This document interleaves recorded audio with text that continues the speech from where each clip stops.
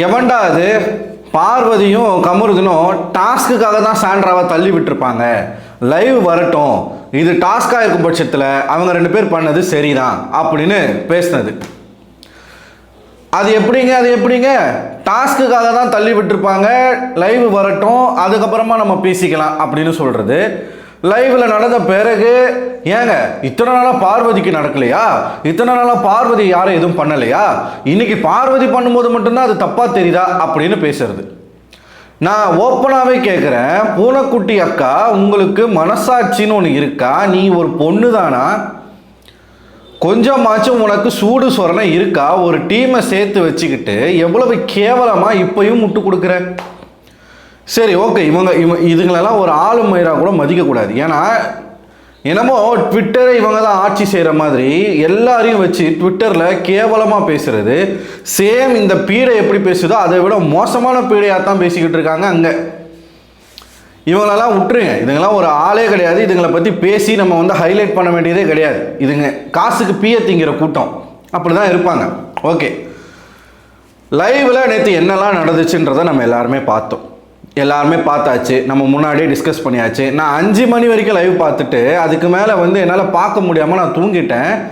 அதாவது வீடியோ போடணுன்னே எனக்கு தோணலை, அந்த அளவுக்கு நான் மெய் மறந்து அங்கே நடந்த விஷயங்களை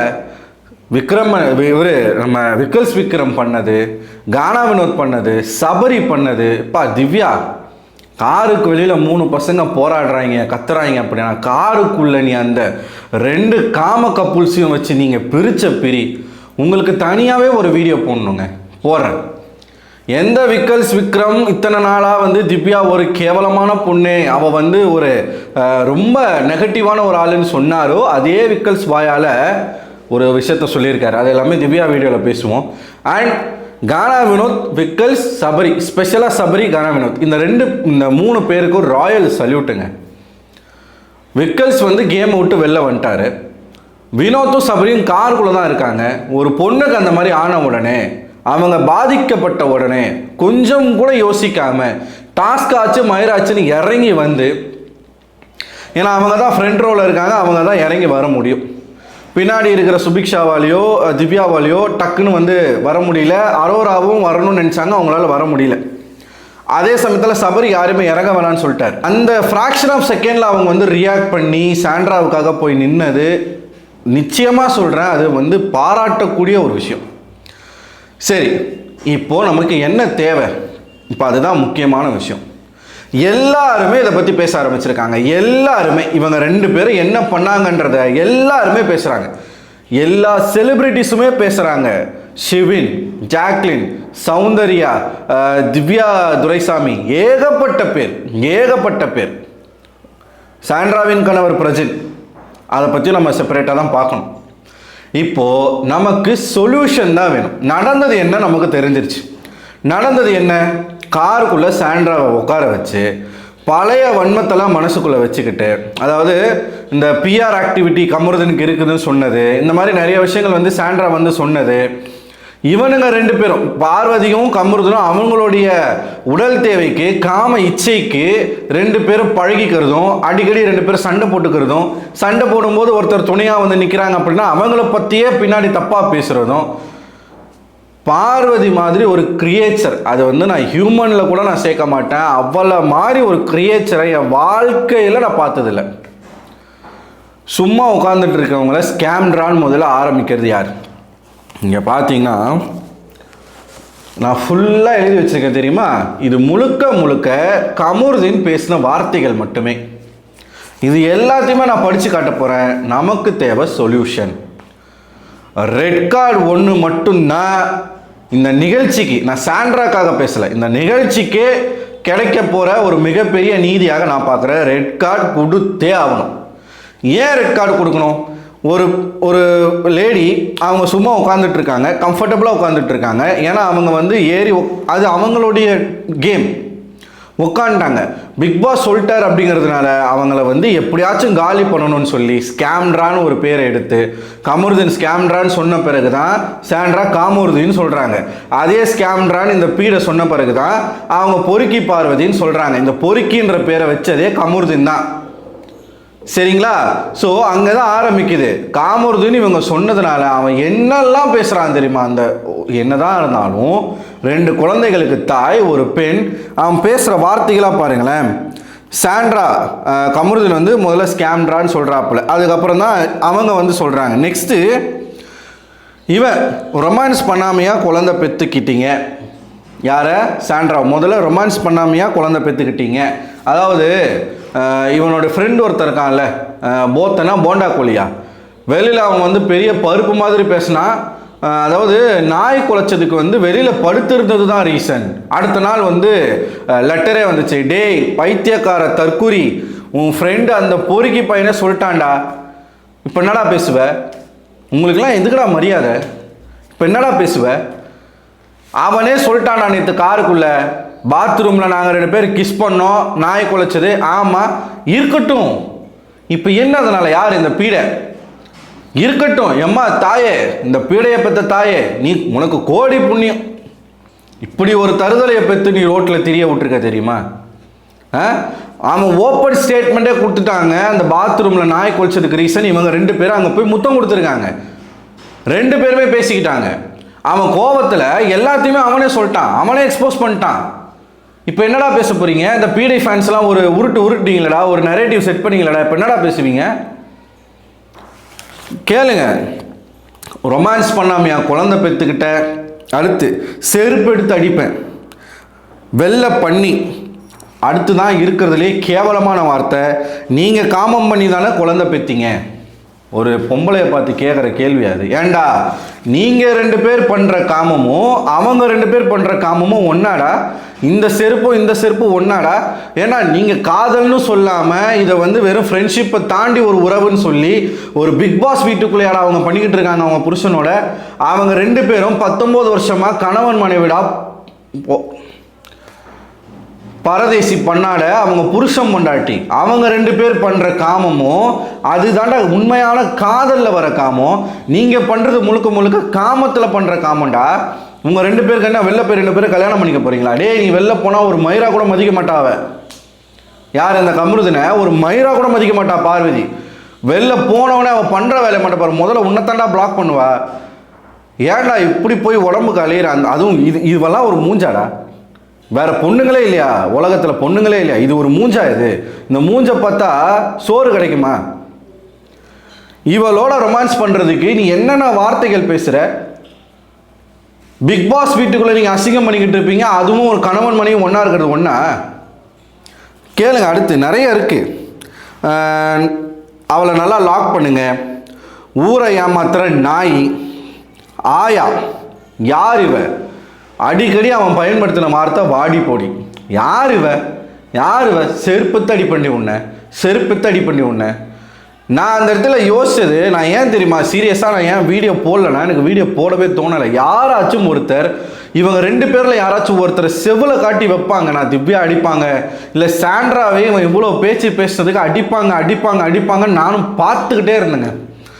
லிட்ரலாக சமீபத்தில் வந்து ஒரு விஷயம் நடந்துச்சு. இந்த ஒரு இந்திக்கார பையனை இந்த நம்ம தமிழ்நாட்டை சேர்ந்த திருத்தணியை சேர்ந்த 2 பேர், அரக்கோணத்தை சேர்ந்த 2 பொறுக்கி பசங்க, 4 பொறுக்கி பசங்க, அவனை வந்து ஒரு அப்பாவி பையன் அவனை பிடிச்சி வெட்டினானுங்க. அந்த வீடியோ பார்க்கும்போது எனக்கு அவ்வளோ பதப்பதப்பாக இருந்தது. லிட்ரலாக அந்த வீடியோ பார்க்கும்போது எனக்கு என்ன பதப்பதப்பு இருந்ததோ, நேற்று இவங்க பண்ண விஷயத்தை பார்க்கும்போது எனக்கு அப்படி இருந்துச்சு. நிறைய பேர் இப்போ கூட என்ன பண்ணுறாங்கன்னா, இந்த பிஆர் பார்வதியினுடைய இந்த பீட ஃபேன்ஸு சாண்ட்ரா வந்து நடிக்கிறாங்க. அவங்க வந்து உண்மையான இதெல்லாம் கிடையாது. ஏண்டா வலிப்பு வந்த மாதிரி நடிக்கலாம், வாயில் நுரத்தப்புமாடா, நுரத்தப்ப அவங்களுக்கு வந்து ஃபிக்ஸ் வந்துச்சு. அவங்களுக்கு ஃபிக்ஸ் வந்தது உண்மை, ரியலாக தான் அவங்களுக்கு ஃபிக்ஸ் வந்துருச்சு. இந்த நாய் சொல்கிறா பார்வதி ஒரு பொம்பளைக்கு ஃபிக்ஸ் வந்து கிடக்கு, இவன் வந்து காருக்குள்ளே உட்காந்துக்கிட்டு ஓவர் சீன் போடுறாங்க. அதை தாண்டி இவ சொல்கிறா மெடிக்கல் இருக்குது. இவன் என்னத்தெல்லாம் சொல்கிறாளோ அதை அப்படியே வாங்கி பேசுகிறான். இவன் யார்? நீ ஒரு ஆம்பளையாடா? நீ அப்படியே வாங்கி பேசுகிறான். அதாவது காமருதின்னு அவங்க சொல்லிட்டாங்களாமா. பார்வதி என்ன சொல்கிறா, உங்ககிட்ட நான் பர்சனலாக சொன்ன விஷயத்த நீங்கள் இப்படி எல்லா இடத்துலையும் சொல்லுவீங்கன்னா நீங்கள் எப்படிப்பட்ட ஆள்? ஏண்டி மயிறு, உன் வாட்டத்துக்கு நீ போய் உனக்குள்ளே நடந்ததெல்லாம் இன்னொருத்தர்கிட்ட சொல்லுவ, உனக்கு தேவைப்படும் போது அவன் கூட சண்டைனா நீ அவனை பற்றி எல்லாமே நீ சொல்லுவ, அவன் உனக்கு என்னெல்லாம் பண்ணா, அப்போ கூட நீ சாண்ட்ரா கிட்ட அவன் தப்பு பண்ண மாதிரி தானே சொல்லியிருக்க, அதைத்தானே சாண்ட்ரா இந்த இடத்துல எக்ஸ்போஸ் பண்ணுறாங்க. உன் இஷ்ட மயிருக்கு நீ பேசுவ, மற்றவங்க பேசக்கூடாதா? சாண்ட்ரா சொல்லிட்டாங்களாம்மா, எப்படி இத்தனை பேர் முன்னாடி சொல்லுவாங்க, இவளும் பெண் தானே, இவளுக்கு வாழ்க்கையில, இவளுக்கு என்ன வாழ்க்கை, அவன் இவளை கட்டிப்பாண்டே, உன்னை விட்டா ஆள் கிடையாது, ஆனால் அவள் உன்னை கல்யாணம் பண்ணிக்க மாட்டான். எழுதி வச்சுக்கோ, பார்வதி வெளியில் போன பிறகு கமுருதுன்னா ஒரு பேனா கூட மதிக்க மாட்டான். அப்போதுலேருந்து பிளான் பண்ணுறாங்க, நானும் பார்த்துட்டே இருக்கேன், வெளில தள்ளி விடலாம். முதல்ல இவங்க பிளான் பண்ணுறாங்க, ரெண்டாவது சுபிக்ஷாவுமே அந்த பிளானை பண்ணாங்க. ஆனால் இவங்க பண்ண பிளான் முழுக்க சாண்ட்ரா மேலே இருக்கக்கூடிய வெஞ்சன்ஸ். சாண்ட்ராவை ஏதாச்சும் பண்ணியே விட்டால் கொண்டு இருப்பானுங்க. அந்த மாதிரியான ஆட்கள் தான் அவனுங்க. லிட்ரலாக அப்போத்துலேருந்து பிளான் பண்ணி அந்த கதவை திறந்து அந்த அம்மாவை தள்ளி விடணும் பிளான் பண்ணிக்கிட்டே இருக்காங்க இந்த நாய். யார்? இந்த பார்வதி தான். அதுக்கு நடுவில் அவன் இன்னும் நிறைய பேசியிருக்கான். பாரு தான் வந்து கதவை திறக்கிறாங்க. நன்றி விசுவாசம்லாம் என்னன்னு தெரியுமா பாரு? வாழ்க்கையில் ஒருத்தர்கிட்ட நன்றி விசுவாசமாக இருந்திருக்கியா? நீ அவ்வளவு உடஞ்சப்ப, நீ அவ்வளவு ஹர்ட் ஆனப்ப உன் கூட நின்ன ஒரே ஆள் அத்தனை பேர் சொன்னாங்க இவங்க 2 பேர் பிரச்சனைக்கு நடுவில் போக வேணான்னு. அப்போ கூட உன் கூட நின்னவங்க சாண்ட்ரா. தப்போ சரியோ உனக்காக அவங்க நின்னாங்க. நீ என்ன பண்ண பதிலுக்கு? இன்னைக்கு கேவலம் மறுபடியும் உனக்கு உடல் தேவை வேணுன்றதுனால அந்த லேடியை தான் நீ நேற்று தள்ளி விட்டுருக்கு. காலை வச்சு மிதித்து தள்ளுறாங்க. அப்படி என்ன உனக்கு வெறி? விட்டுருந்தா அந்த அம்மா கொண்டு இருப்பானுங்க. யாருமே இல்லை அந்த வீட்டுக்குள்ளே. இப்போ சபரி, விக்கல்ஸ், கானா வினோத் இல்லைன்னு வச்சுக்கோங்க, கமருதீன், பார்வதி இருக்காங்க, மீதி 2 பெண்கள் இருக்காங்க, இது ஒரு ஃபைனல் டாப் 5ல இருக்குது. அப்படி நினச்சி பாருங்களேன், என்ன நடந்திருக்கும்? இன்னும் பாருங்க, காஞ்சூரிங் சாண்ட்ரா அவங்க காமருதீன் பொறுக்கி பாருன்னு சொல்லிட்டு அமைதியாக இருந்துட்டாங்க. ரிப்பீட்டடா அவங்கள நோண்டி இத்தனை பேர்களை வச்சு இவ்வளவு பேச்சுகள் பேசி ரிப்பீட்டடாக பேசிக்கிட்டே இருக்கிறது இந்த பார்வதியும் கமருதீன் தான். இவன் ஆரம்பிக்கிறான், அவன் முடிச்சு வைக்கிறான். காஞ்சூரிங் சாண்ட்ராமா, அதாவது சாண்ட்ராவை அசிங்கப்படுத்துறதா நினச்சிக்கிட்டு இவனுங்க 2 பேரும் அசிங்கப்படுத்திக்கிட்டு இருக்கானுங்க. இவனுங்களே அசிங்கப்பட்டுக்கிறானுங்க. சாண்ட்ரா வந்து இவங்களை அசிங்கப்படுத்துறாங்க அப்படின்ற மாதிரினா ஒரு குற்றச்சாட்டு. எங்களை அசிங்கப்படுத்துறாங்க, அவங்க எப்படி எனக்கு அவங்கன்னு சொல்லவே இல்லாமல் அவன் எப்படி எனக்கு நீ அதான்டா பண்ணிட்டு இருக்க அந்த வீட்டுக்குள்ள, யாருமே சொல்லலை, இன்னைக்கு ஓப்பனாக அவங்க சொல்லிட்டாங்க, நீங்கள் அதை தாண்டா பண்ணிட்டு இருக்கீங்க, காமம் தாண்டா பண்ணிது. வெளியில் போன உங்கள் ஃப்ரெண்டு அமித் என்ன பேசுகிறாருன்னு பாருங்கடா. வருவார்ல கெஸ்ட் ரவுண்டுக்கு, வருவார்ல திரும்ப செலிப்ரேஷன் ரவுண்டுக்கு, அன்னைக்கு என்ன நடக்குதுன்னு மட்டும் பாரு ரசாயனி. ஆனால் விஜய் சேதுபதி அவர்கள் உங்களுக்கு கடைசியாக வரங்க. சாண்ட்ரா அப்புறமா வந்து பார்வதி பார்த்துட்டே இருக்கா, எப்படா சான்ஸ் கிடைக்கும் வெளில தள்ளி விட்டுறலான்னு. கேப்பில் இவன் துப்புறான், லிட்ரலாக சாண்ட்ரா மேலே துப்புறான், தூ அப்படின்னு துப்புறான். அடுத்து மறுபடியும் செருப்பால் அடிப்பேன். அதுக்கப்புறம் வந்து கையெல்லாம் ஓங்கிட்டாப்புல ஒரு மாதிரி, ஏய் அப்படின்ற மாதிரி இப்படிலாம் போகிறாப்புல. நான் என்ன கேட்குறேன்னா, பிக் பாஸ் எதுக்கு வேடிக்கை பார்த்துட்டு இருக்கீங்க? இதெல்லாம் உங்களுக்கு ஒரு கண்டென்ட்டா? இந்த கண்டென்ட் இதெல்லாம் ஒரு கண்டென்ட்டா? சரி, இந்த கண்டென்ட் எடுத்துட்டீங்க, பண்ண 2 பேருக்கு என்ன பனிஷ்மெண்ட்டு? என்ன சார் பனிஷ்மெண்ட்டு? இருங்க நான் வரேன். அடுத்து கதவை திறந்து வெளில அனுப்பலாம் அப்படின்னு சொல்லும் பொழுது, பார்வதி பேசும் பொழுது, இவர் கமருதீன் இவங்க 2 பேர் பேசிக்கிட்டு இருக்காங்க, கதவை திறந்து அனுப்பிச்சிடலாமா, வெளில தள்ளி விட்டுறலாமா அப்படின்னு யோசிச்சுட்டு இருக்கும்போது டக்குன்னு பார்வதி என்ன சொல்கிறா, வேணாம் பேசியே அசிங்கப்படுத்தி வெளில அனுப்பலாம், பேசியே அசிங்கப்படுத்தி வெளியில் அனுப்பலாம், அப்புறம் சீன் போடுறாங்க, இந்த மாதிரியான வார்த்தைகள் எல்லாமே பயன்படுத்துகிறாங்க. இதுக்கப்புறமா தான் அவங்களோட பிளான் வந்து எக்ஸிக்யூட் பண்ணுறாங்க. பார்வதி இனிஷியேட் எடுத்து அவள் டோரை ஓப்பன் பண்ண ட்ரை பண்ணுறான். அந்த இடத்துல நீங்கள் பார்த்தீங்கன்னா தெரிஞ்சு போச்சு இவங்க என்ன பண்ண போகிறாங்கன்னு சொல்லிட்டு திவ்யா பின்னாடி தான் உட்காந்துருக்காங்க. தெரிஞ்சு போச்சு. திவ்யா வந்து அவங்க 2 கையும் வச்சு சாண்ட்ராவோட டிஷர்ட்டை வெளியில் தள்ளி விட்டுறக்கூடாதுன்னு சொல்லிட்டு இறுக்கமாக பிடிச்சிக்கிட்டு இருக்காங்க. ஒரு கை இங்கே இருக்குது, ஒரு கை இங்கே இருக்குது, இறுக்கமாக அவங்கள பிடிச்சிக்கிட்டு இருக்காங்க சாண்ட்ராவை. சரிங்களா? தள்ளி டோரை திறக்கிறது இவன் தான், கமருதீன் தான் கையை நீட்டு டோரை திறக்கிறாங்க. திறந்துட்ட பிறகு இந்த பார்வதி வந்து இப்படி தள்ளி விட்டு 2 காலை வச்சு பின்னாடி கமுறுதுன்னு சேர்த்து புஷ் பண்ணுறாங்க பாருங்க. அந்த அளவுக்கு அந்த அம்மாவை அந்த அளவுக்கு புஷ் பண்ணி திவ்யா கை வர பின்னாடி மாட்டிக்கிச்சு. அவங்க ஒரு பக்கம் கை வலின்னு சொல்லி கத்துறாங்க, கைன்னு கத்துறாங்க. அப்படியே தள்ளுறானுங்க. கீழே அந்த அம்மா போய் பொத்துன்னு விழுகுது. விழுந்த ஷாக்கு தான் அது. விழுந்த ஷாக்கில் அவங்களுக்கு ஃபிக்ஸ் வந்துருச்சு. அந்த ஃபிக்ஸ் வந்து போலித்தனமான ஃபிக்ஸ் கிடையாது, உண்மையான ஃபிக்ஸிங் தான். உண்மையாலுமே அவங்களுக்கு வலிப்பு வந்துருச்சு. வாயில் நுரத்தப்போ தான் அவங்களுக்கு வலிப்பு வந்துச்சு. உடனே அந்த ஸ்பாட்டில் விக்கல்ஸ் வந்து அதாவது அந்த டோர் வந்து அவங்க தொடையில் மாட்டிக்கிச்சு. அதை கூட பார்க்கல இந்த நாதாரி நாய். அசிங்கமாக வருது என் வாயில். டோரை அப்படியே சாத்துறா. அவங்க தொடையில் அந்த டோர் மாட்டிக்கிட்டு இருக்கு. அதை கூட பார்க்கல. நீ இழுக்கிற ஃபோர்ஸுக்கு எதுவும் அந்த அம்மாவுக்கு ஆகலை. ஆயிருந்தா யாராச்சும் ஒருத்தர் இவளை அடிப்பாங்கன்னு நான் பார்த்துக்கிட்டே இருந்தேங்க. ஆனால் காலையில் கானா வினோத் ஒரு சம்பவம் போனார். அதையும் நான் வந்து இன்னொரு வீடியோவில் பேசுகிறேன். போகிறாங்க, அவங்க வந்து ஹாஸ்பிட்டலுக்கு கொண்டு போயிட்டாங்க. அட் த ஸ்பாட் ஆட்கள் வந்துட்டாங்க, டக்குன்னு வந்துட்டாங்க. எங்கேருந்து வந்தாங்கன்னு தெரியல, டக்குன்னு உள்ளே வந்தாங்க. ஒரு 4-5 பேர் வந்தாங்க. வந்து அவங்கள வந்து ஸ்டோர் ரூமில் வச்சு ட்ரீட்மெண்ட் கொடுத்து ஹாஸ்பிட்டலுக்கு கொண்டு போயிட்டாங்க. அதான் கீழ்ப்பாக்கம் கொண்டு போயிருக்காங்க. அங்கே போய் கொண்டு வந்து நைட்டில் தான் கொண்டு வந்திருக்காங்க. இவ்வளோ விஷயங்கள் அவன் வந்து தள்ளி விட்டுட்டு சொல்கிறா பாருங்க, நேற்று என்ன பண்ணீங்கல்ல, நேற்று எங்களுக்கு ஜூ சொல்லி. அப்போ அந்த ஃப்ரேமில் அவரை பார்க்குறதுக்கு எக்ஸாக்டாக திமிரு படத்தில் வர அந்த வில்லி மாதிரியே தான் இருந்தான். நான் சொல்கிறேன், இதுங்க 2 கட்டிக்கிச்சிங்கன்னா ஒருத்தர் அடிச்சுக்கிட்டு செத்துரும். இந்த பூமியில் வாழ்கிறதுக்கு தகுதியே இல்லாத 2 உயிரினம் இந்த 2 உயிரினம் தான். நியாயப்படுத்துறா, அவ பண்ணது செய்யல, நியாயப்படுத்துறா. இவனுங்க வெளியில் ஒரு பக்கம் அவ வந்து கேமுக்காக தான் தள்ளி விட்டா. அவளே சொல்றா, 2 பேருமே சொல்றாங்க, எங்களை ட்ரிகர் பண்ணாங்க, எங்களை வந்து தேவையில்லாத வார்த்தைகளை யூஸ் பண்ணாங்க, அதனால நாங்கள் ட்ரிப் ஆகி தள்ளி விட்டோம். கேமுக்காக தள்ளி விட்டான்றது முடஞ்சி போச்சு. அந்த நாய் குலைச்சது வெளியில் படுத்ததுக்கு தான்ன்றது முடஞ்சி போச்சு. மொத்தத்தில் இவங்க 2 பேர் மொத்தமாக எக்ஸ்போஸ் ஆயிட்டாங்க. அந்தக்கப்புறம் ஆரம்பித்ததாங்க திவ்யாவுடைய கர்ஜனை.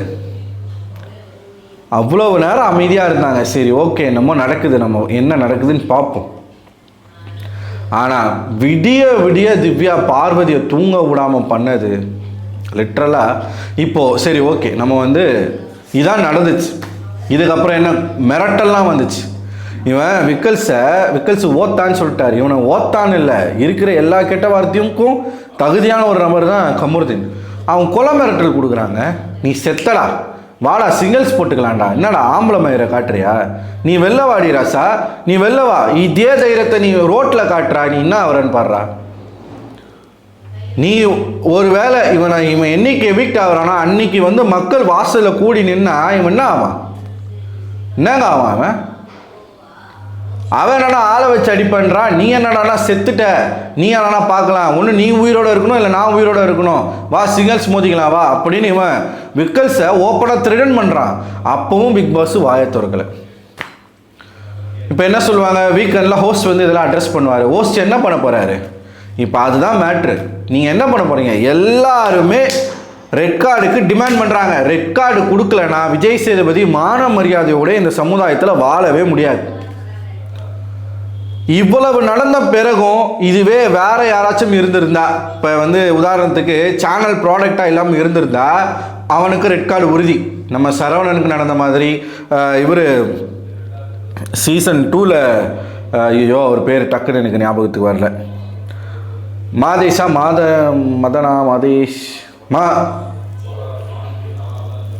சரி ஓகே, பிரதீப் ஆண்டனி, மகத் அவர்களுக்கு வந்து ரெட் கார்டு கொடுத்த மாதிரி பிரதீப் ஆண்டனி மாதிரியான ஆட்களாக இருந்திருந்தா ரெட் கார்டு கொடுத்துருப்பாங்க.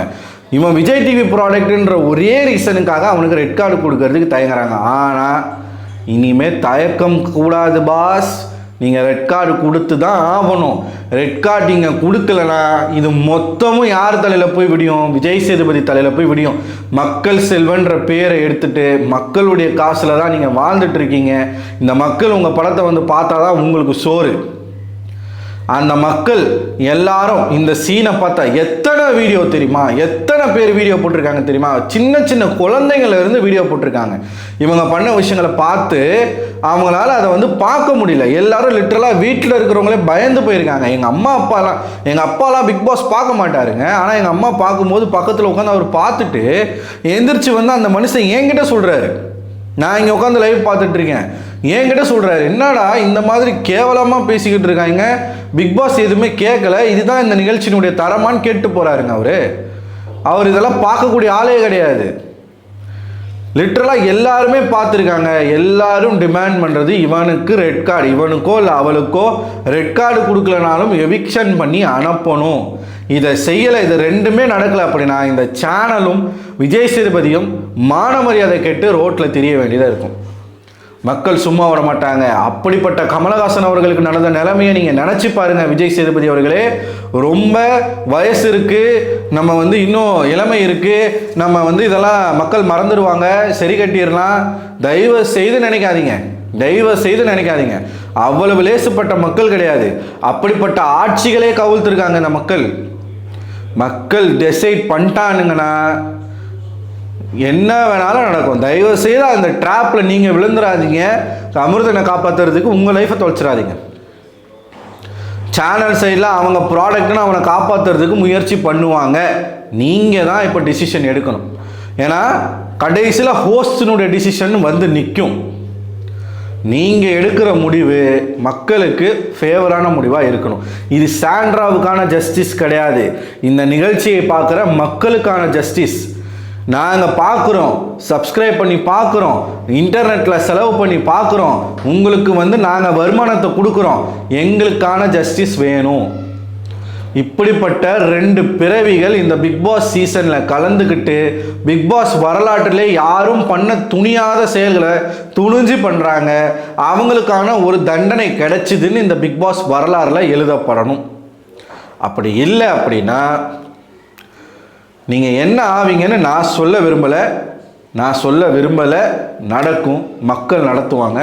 மக்களை சாதாரணமாக இட போடாதீங்க. அதுவும் தமிழக மக்களை, தமிழ்நாட்டு மக்களை, தமிழர்களை நீங்கள் ரொம்ப குறைச்சி மதிப்பிடுறீங்கன்னு நினைக்கிறேன். தயவுசெய்து அந்த மாதிரி பண்ணாதீங்க. வீரமும் மானமும் ரோஷமும் எல்லாமே உயிர்னு வாழ்ந்த கூட்டம் இது. ஒன்ஸ் ஃபிக்ஸ் பண்ணிட்டாங்கன்னு வச்சுக்கோங்க, மாற்ற முடியாது சார். தப்பு பண்ணாதீங்க, உங்கள் கையில் தான் இருக்குது. நல்ல முடிவாக எடுங்க. இன்னும் நிறையா நம்ம பேச வேண்டியிருக்கு மக்களே, நம்ம நிறையா பேசுவோம். ஸோ இதுதான் நேற்றுக்கு நடந்தது. இதுதான். இதுக்கப்புறமும் எவனாச்சும் இந்த பீவதிக்கும், அதாவது சாண்ட்ரா ஸ்டைல்லே போயிடும், இந்த பொறுக்கி பார்வதிக்கும் இந்த காமருதீனுக்கும் முட்டு கொடுக்கறது, சப்போர்ட் பண்ணுறதுன்னு வந்தீங்க, நான் அசிங்கமாக பேச வேண்டியிருக்கும். வேணாம். இந்த அரவிந்துக்குள்ளேயும் ஒரு லோக்கல் அரவிந்த் இருக்கான், அவன் வெளியில் வர வேண்டியிருக்கும் அனாவசியமாக. எவனாச்சும் என் கமெண்ட் செக்ஷனில் கமெண்ட் பண்ணிங்க, நல்லா இருக்காது. ஸோ மக்களாகிய நீங்கள் உங்களோட கருத்துக்களை இந்த 2 நாய்க்கு சப்போர்ட் பண்ணுறதை தாண்டி நீங்கள் என்ன வேணாலும் கமெண்ட் பண்ணுங்கள். என்ன உங்களுக்கு ஃப்ரீ கமெண்ட் செக்ஷன் ரெஸ்ட்ரிக்ஷனே கிடையாது. உங்களுக்கு என்ன தோணுதோ நீங்கள் கமெண்ட் பண்ணுங்கள். வெளியில் இவங்க இதெல்லாம் பார்க்கணும், என்னெல்லாம் நம்மளை பற்றி பேசியிருக்காங்கன்றதை பார்க்கணும். இதை பார்த்தே எத்தனையோ நல்லவங்க சாவறாங்க. இவங்களுக்கெல்லாம் செத்து தொலையட்டும், சாவட்டும். இவ சாவ மாட்டாங்க, 4 பேர் சாவடிச்சு தான் இவ சாவா. இருந்தாலும் பாதிப்பு ஏற்படணும். கமெண்ட் செக்ஷன் ஃப்ரீயாக இருக்குது, கமெண்ட் பண்ணுங்கள். இந்த வீடியோ லைக் பண்ணுங்கள், உங்கள் நண்பர்களுக்கும் ஷேர் பண்ணுங்கள். அடுத்த ஒரு வீடியோவில் ஒன்று சந்திக்கிறேன். அதுவரை உங்களிடமிருந்து விடைபெறுவது நான் அரவிந்தன்.